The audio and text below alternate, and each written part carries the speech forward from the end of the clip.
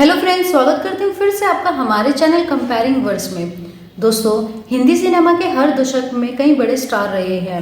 हर star ने अपनी एक अलग जगह बनाई है हिंदी सिनेमा में, और आज भी कई बेहतरीन फिल्मों के साथ हिंदी सिनेमा में वो बने हुए हैं। वो आज नहीं है तो क्या हुआ, उनकी फिल्में जो है उनकी याद में आज भी हिंदी सिनेमा में अपनी जगह बनाई हुई है। आपने देखा होगा कि हमारे हिंदी सिनेमा के कई बड़े स्टार रहे हैं, जैसे कि दिलीप कुमार, अशोक कुमार, राज कपूर, देवानंद, राजेश खन्ना, या फिर कई ऐसे बड़े स्टार हैं जो या तो आज दुनिया में नहीं है, लेकिन उनकी बेहतरीन फिल्मों से उन्होंने जो है अपनी एक जगह हिंदी सिनेमा में बना के रखी है। लेकिन क्या आप जानते हैं कि स्टार के साथ साथ एक अभिनेत्री का भी उतना ही बड़ा हिंदी सिनेमा में हाथ होता है एक एक्टर को एक्टर बनाने में, जितना एक एक्टर का होता है।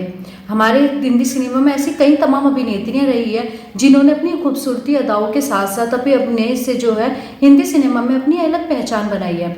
हर दशक में, हर समय में एक नई से बड़ी अभिनेत्रियां हैं जिन्होंने हिंदी सिनेमा में अपनी पहचान बना रखी है। चाहे आप उसमें बात करो नूतन की, नूरजहां की, या फिर आप मधुबाला या नरगिस, या फिर कई ऐसी बेहतरीन तमाम ऐसी एक्ट्रेस हैं हिंदी सिनेमा में जो अपनी खूबसूरती के साथ साथ अपनी जो है ऑन स्क्रीन अभिनय के लिए काफ़ी ज़्यादा जानी जाती है। दोस्तों, आज की वीडियो में हम दो अभिनेत्रियों के बारे में बात कर रहे हैं कि जब एक ऐसा मोड़ आया कि एक अभिनेत्री दूसरी अभिनेत्री पर इन 5 फिल्मों की वजह से भारी पड़ गई और हिंदी सिनेमा में उन्होंने अपनी पहचान और ऊपर बना ली।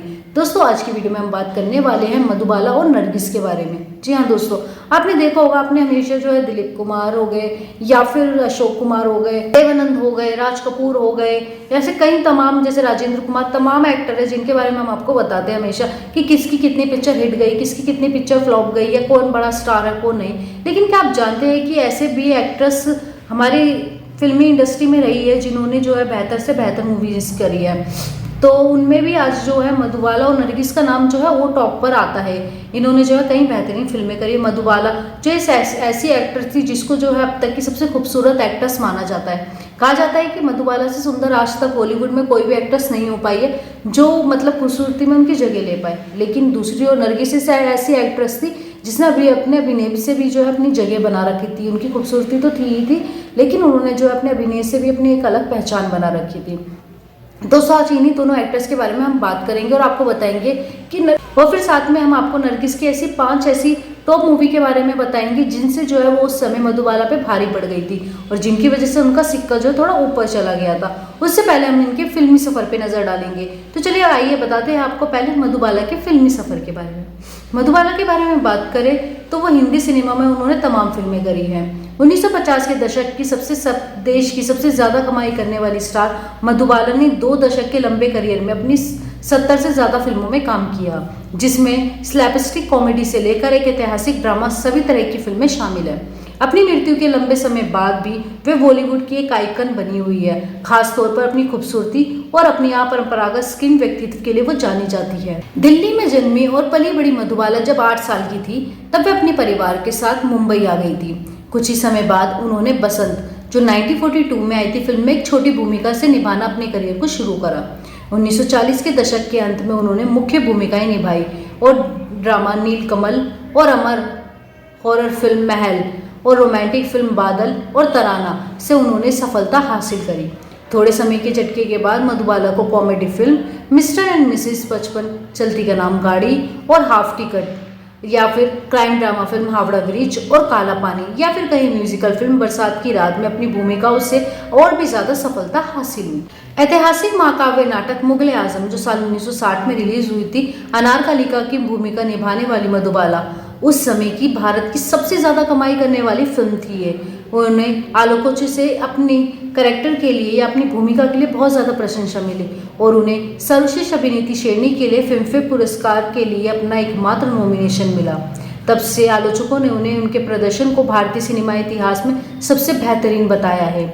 उन्होंने 1960 के दशक में फिल्मों में चिटपुट रूप में काम किया। नाटक शराबी में अपनी अंतिम उपस्थिति उन्होंने दिखाई थी।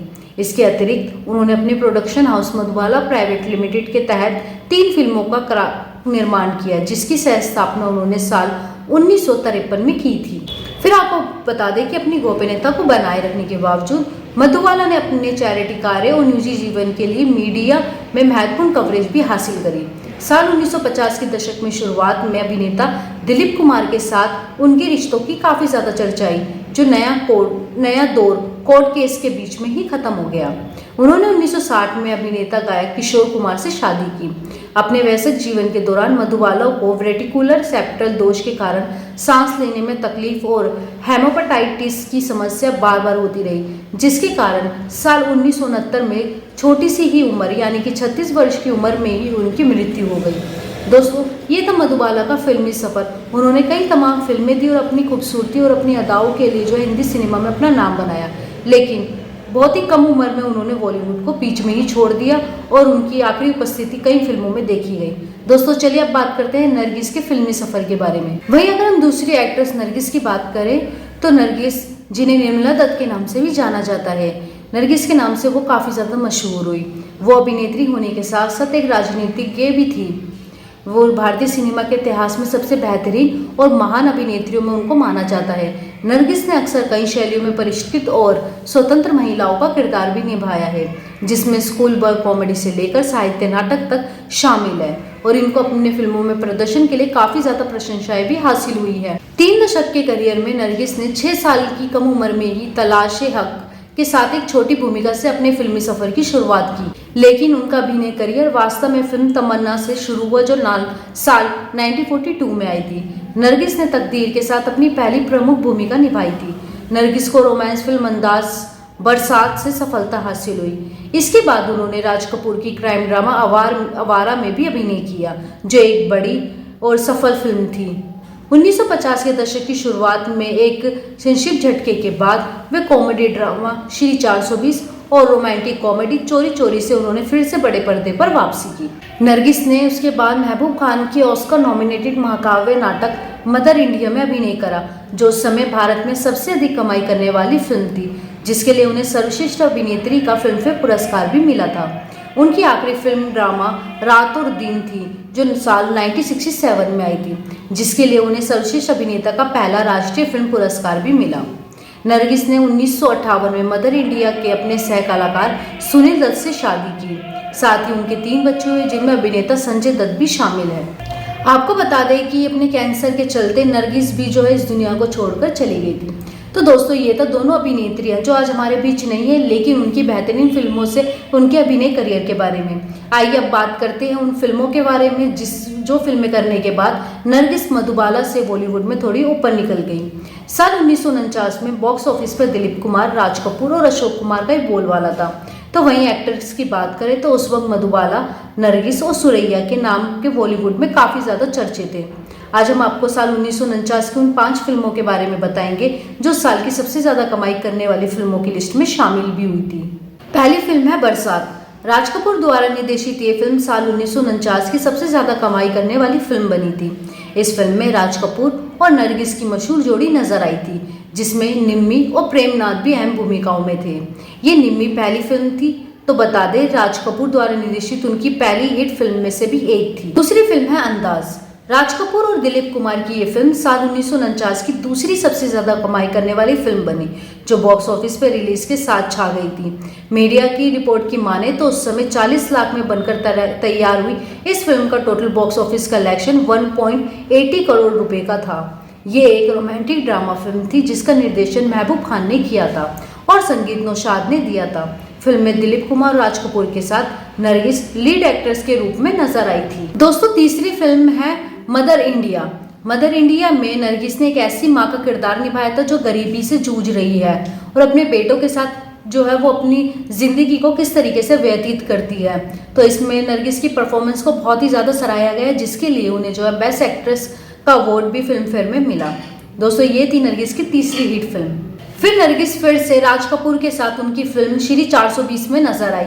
यह फिल्म भी साल 1955 में रिलीज होकर जो है नरगिस और राज कपूर के लिए एक हिट फिल्म साबित हुई थी। और उनकी आखिरी फिल्म है आवारा, जिसमें वो फिर से राज कपूर और पृथ्वीराज कपूर के साथ नजर आई थी। ये फिल्म साल 1951 में आई थी और ये फिल्म भी उस साल की हिट फिल्म रही थी। तो दोस्तों, ये थी वो 5 मूवी जिनसे नरगिस ने की परफॉर्मेंस से जो है उन्होंने बॉलीवुड में मधुबाला को भी पीछे करा। साथ ही आप जानते ही होंगे कि दोनों ही एक्ट्रेस जो है बॉलीवुड की टॉप एक्ट्रेस में से रही है, जिनकी बेहतरीन परफॉर्मेंस, खूबसूरती, अदाओं ने जो है हिंदी सिनेमा में अपनी एक अलग पहचान बना के रखी है। तो दोस्तों, ये थी हमारी आज की वीडियो। आपको कैसी लगी कॉमेंट सेक्शन में बताना और साथ ही वीडियो पसंद आई हो तो इसे ज़्यादा से ज़्यादा लाइक और शेयर करना। मिलते हैं आपसे और भी अपडेट के साथ अगली वीडियोस में।